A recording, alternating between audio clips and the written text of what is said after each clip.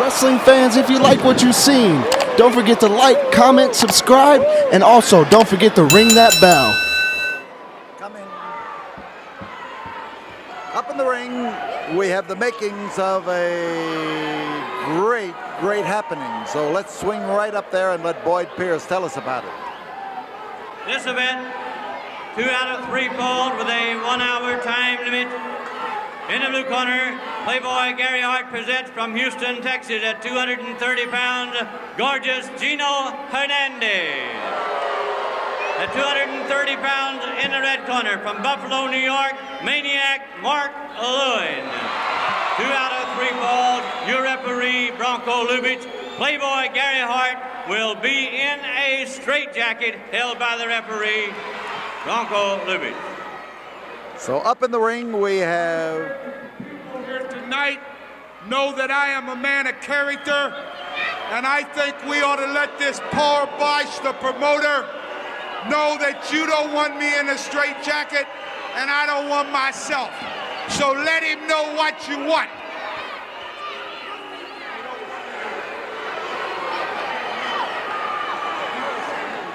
Playboy Gary Hart said you people said you did not want him in a straitjacket here this evening.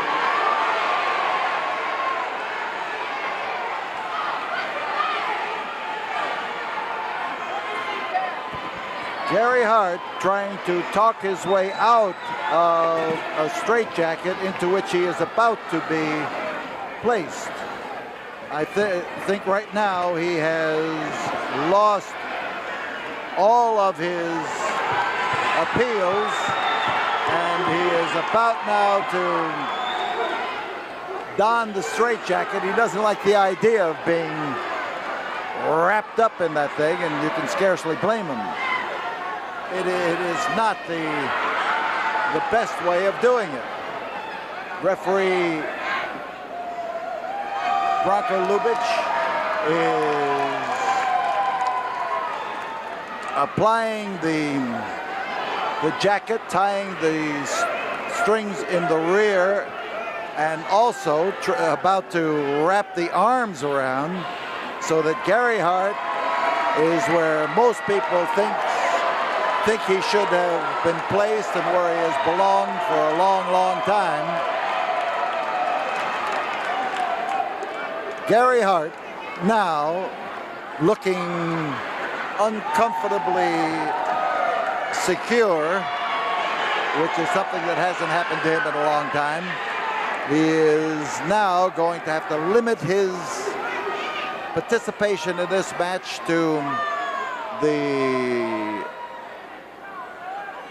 seat alongside of the ring, where he will be, or at least he will have to limit his participation to the point where he is going to have to not be able to be involved.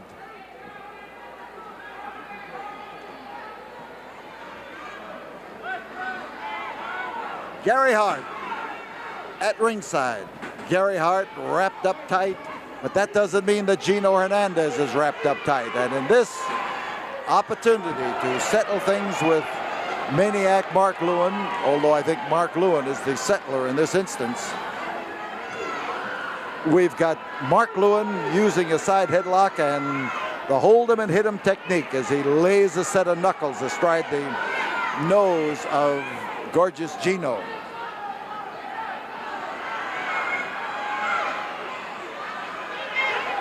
Lewin watching his opportunity, and he should get an opportunity with Hart out of the way. It's going to be one-on-one. When this pair met recently, Lewin was declared a loser because he went outside the ring and decided that he wanted to put the punishment on Gary Hart, and he did. He got out and clobbered Gary Hart. He was counted outside the ring, but he was happy when the match was over, figuring that he had already earned the satisfaction of pounding his former manager. Side headlock is Lewin's hold as he starts to work Gino over. And he's hanging on to the head in a manner that gives him an opportunity to do something about it. And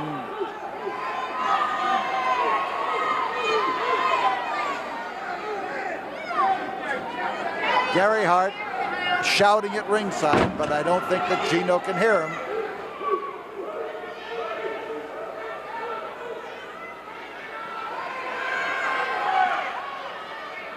Referee Bronco Lubitsch watching. There is the tied up Gary Hart rising to the occasion. And Gino, as he went over the ropes, manages to get himself jerked back into the ring, something he didn't want to happen.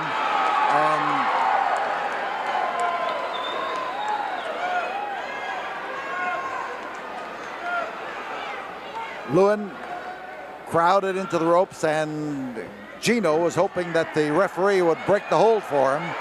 But before Bronco could do something about it, why, he had been pushed out of the range. And Lewin hangs on. Solid grip. He's got a strong arm.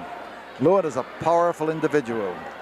A man who punishes himself continuously in the gymnasium, and the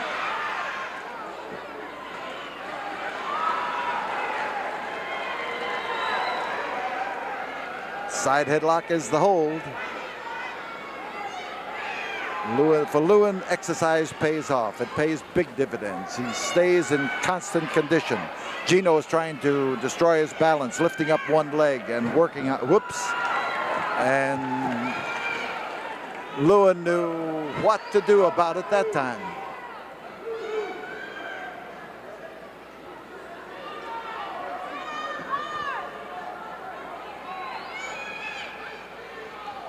So Gino does the crowding and tries to manipulate Lewin into a vulnerable position. He may have done it. Gino is a punisher. When he uncorks, he lets loose with everything he's got, as he is doing right now. Give him an opening and he'll rip that opening a mile wide and work on it with everything he's got. Gino now, as he pounds into Lewin, finds that he didn't pound him enough. And Lewin comes back with the driving force outside. They're moving around behind Gary Hart, but this time Hart is able to do nothing about it. Bronco Lubitsch trying to get him back in the ring. Referee can break things on the floor if he so chooses. Sometimes, though, he's just inviting problems.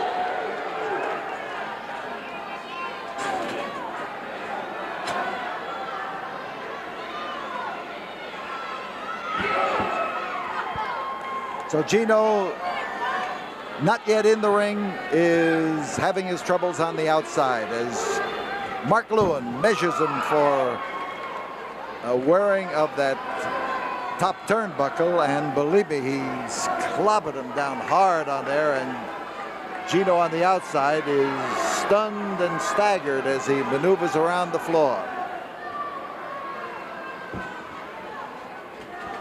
There's that clobber underneath the chin, up against the throat and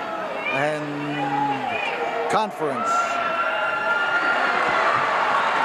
So Hart is doubly vulnerable as that wild chopping blow of Mark Lewin takes the first fall in this battle. 6 minutes, 5 seconds, Mark Lewin.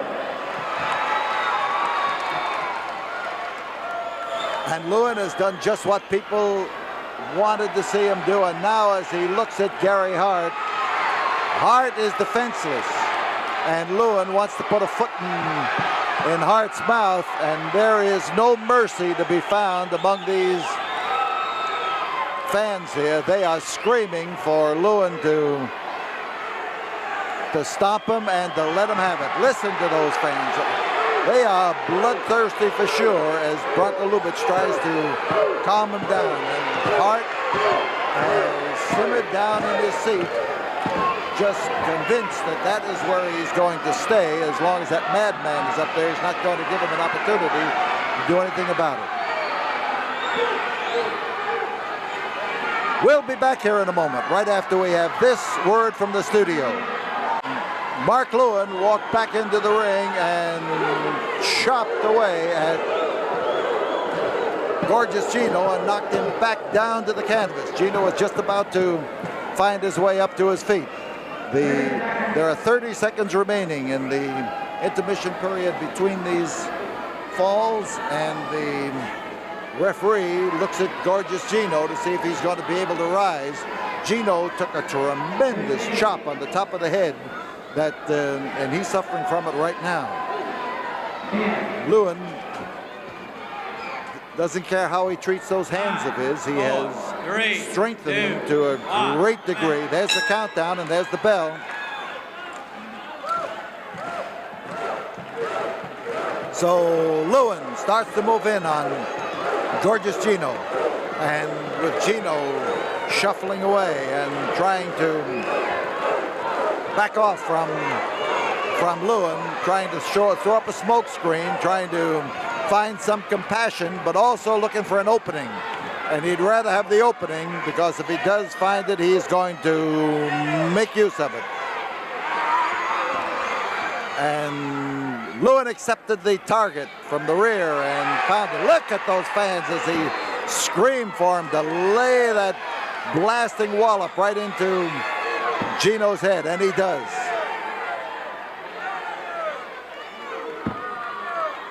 So Lewin lays it into Gino Hernandez in a manner that is going to take something out of Gino. It already has been taken out when Gino lost that first fall and was chopped in the head. And Lewin keeps working on that head, pounding down on the top of it for the purpose of making sure that Gino stays that way. And here comes the action into the aisles as Lewin doesn't want Gino to stay out there. And, oh, that ring post never budged an inch. He slammed his head in there. And now Lewin again may make the same mistake he made in their last match. He starts to pay attention to Hart, and Hart is tied up tight, and Hart is unable to do anything about it.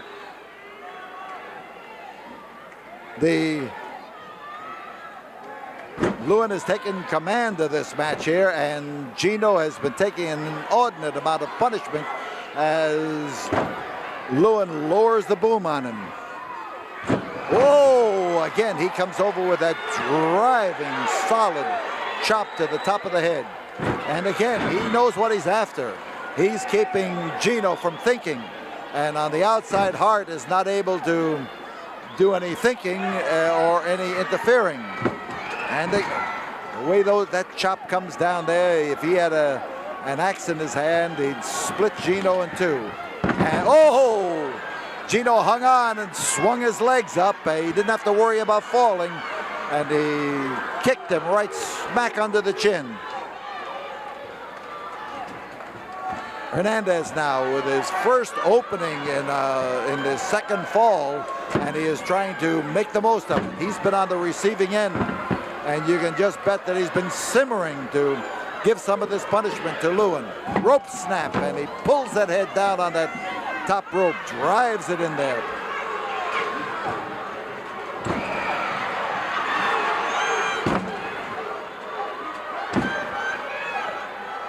Lewin trying to shake off the effects of the fists and feet that have been hitting him.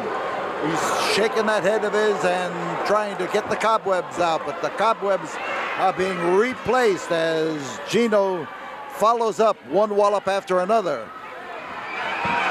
And here comes Gino across that ring, and oh, hard problem. There's one, there's two, there's three, and the second fall. 3 minutes, 30 seconds, the winner of the second fall, Gino Hernandez. The equalizing fall goes to Gorgeous Gino. He stands over in that corner, and you can bet that all of that punishment he's been getting, and particularly that punishment that's been concentrating on the top of his head, is hard to take. So Gino trying to walk off the effects and also get at Mark Lewin if he can. You see him now swinging him through and off onto the concrete. This is what is usually known as the rest period between falls.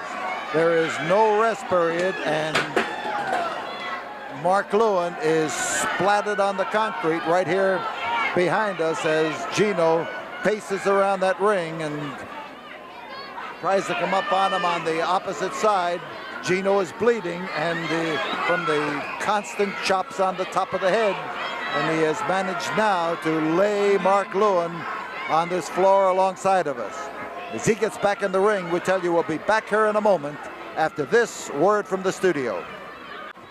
Well, the very brief interval between the action had Gino kicking Mark Lewin off the apron and off onto the floor again. And there is Gino, hard to hold, and both men here have requested no disqualifications, and as Lewin is driven halfway up the aisle and onto the concrete, the fans gather around him and watch him closely. Now the count is about to start. There goes Gino Hernandez after Lewin again. You can see where it's taking place. Now Lewin's going to have to get back in that ring.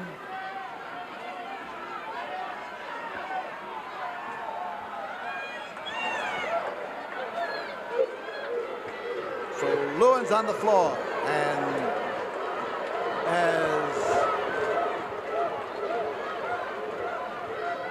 Hernandez impatiently paces up and down in the ring.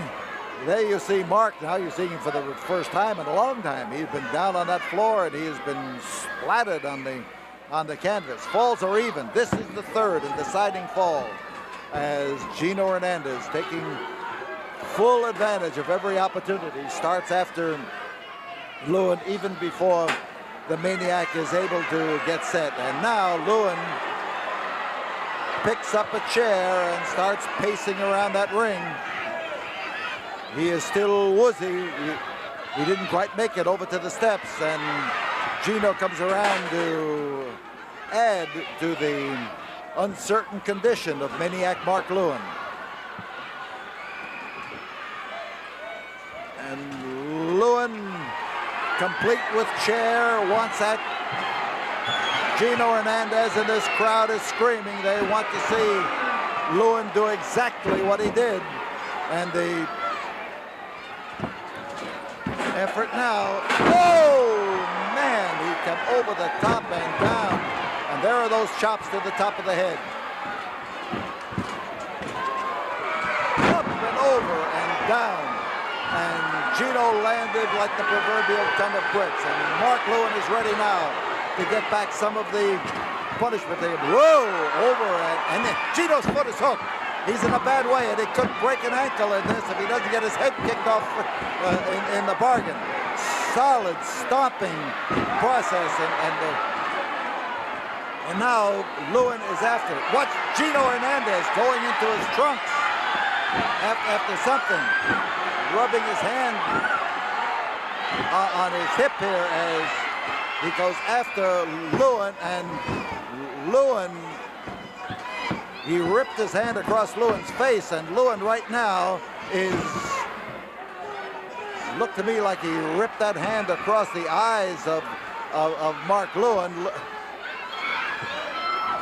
driving wallop to the top of the head. Lewin, this could be it. Gorgeous. 2 minutes, 41 seconds, the winner of the third fall in the match, Gino Hernandez. And the crowd gathers around him and starts to wipe his face. He is hollering here alongside of us. He is on the floor alongside of us. He is going up the aisle as Gino Hernandez heads for the dressing room. Mark Lewin is on the floor, and he is in a bad way. There you see him, fans trying to help him, fans trying to give him something. He just poured something in his face, and there he is being helped.